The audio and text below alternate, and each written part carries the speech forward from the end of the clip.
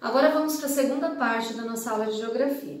Daremos continuidade com a leitura com as características dos climas, tá? Primeiro, o clima equatorial semiúmido é quente e apresenta períodos em que as chuvas não são tão abundantes como no clima equatorial úmido. Esse tipo de clima está presente nas unidades federativas do Pará, Roraima e Amazonas. O clima equatorial úmido é quente e úmido. As temperaturas são elevadas e as chuvas são abundantes durante quase o ano todo. É o clima predominante no norte do Brasil. Clima tropical semiárido. Caracteriza-se por apresentar temperaturas elevadas e escassez de chuvas, as quais ocorrem em um curto período do ano. As unidades político-administrativas, nas quais esse tipo de clima predomina, têm longos períodos de seca. Clima subtropical. Apresenta as temperaturas mais baixas do Brasil e chuvas bem distribuídas durante o ano. Recebe esse nome porque predomina nas áreas localizadas ao sul do Trópico de Capricórnio. Clima tropical. Tem temperaturas elevadas durante todo o ano e duas estações bem definidas: inverno seco, de maio a setembro, e verão chuvoso, de outubro a abril.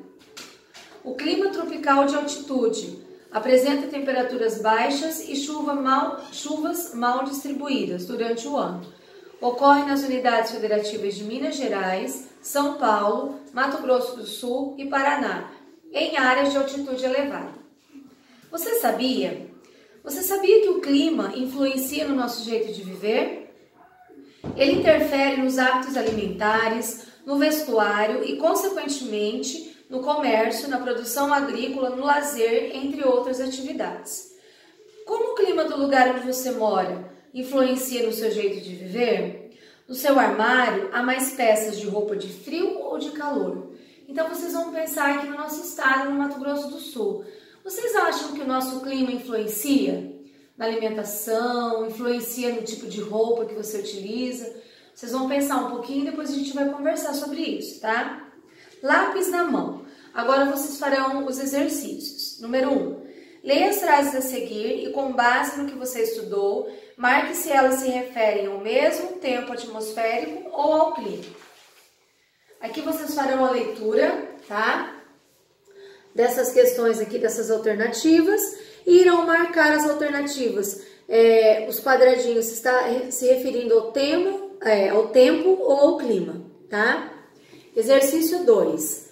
Leia as informações a seguir sobre o clima e o cultivo da manga. A manga é uma fruta que se adapta bem aos locais com estações secas e chuvosas, mais ou menos definidas.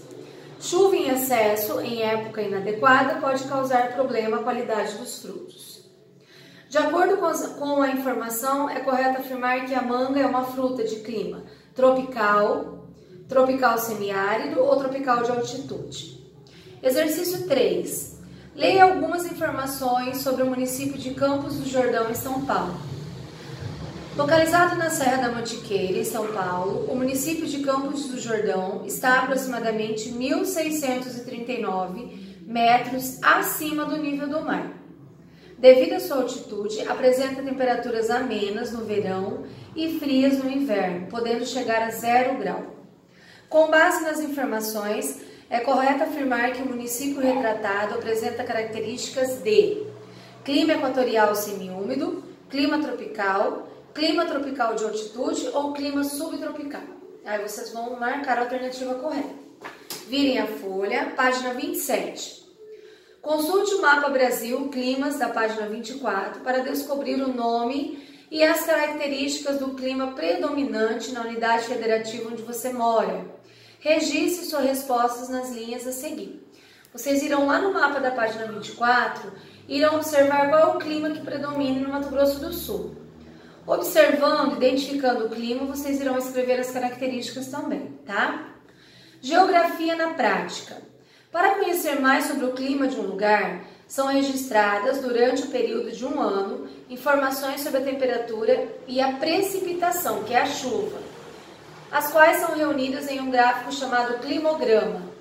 Leia o climograma do município de Goiânia, em Goiás. que vocês farão? Vocês vão interpretar esse climograma, tá?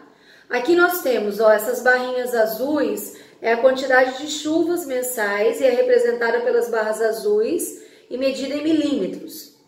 Essa linha aqui, ó, com círculos, são as temperaturas médias mensais que são representadas por uma linha vermelha. A temperatura é medida em graus Celsius. Aqui embaixo nós temos as iniciais dos meses, ó, janeiro, fevereiro, março, abril e assim por diante. E aí vocês irão responder essas questões baseadas nesse climograma, tá? Então, a aula de geografia nós iremos até a página 27 e boa atividade para vocês.